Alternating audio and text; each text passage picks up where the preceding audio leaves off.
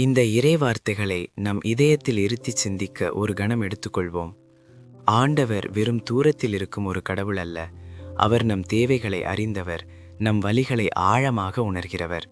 ஒடுக்கப்பட்டோருக்கும், பசித்திருப்போருக்கும், தனிமையில் வாழுவோருக்கும் அவர் ஒரு புகலிடமாக விளங்குகிறார்.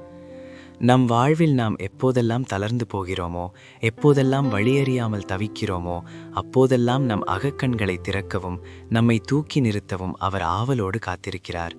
நாம் கைவிடப்பட்டதாக உணரும் தருணங்களில் அவர் நம் கரங்களை பற்றி கொண்டு, நான் உன்னோடு இருக்கிறேன் என்று மென்மையாக கூறுகிறார். அவருடைய நீதி அன்பினாலானது, அவருடைய வல்லமை அரவணைப்பாலானது. அன்பு இறைவா, நீர் எக்காலமும் ஆட்சி செய்பவர் என்பதை நாங்கள் முழுமையாக நம்புகிறோம். உமது பாதுகாப்பில் நாங்கள் அமைதி கொள்கிறோம்.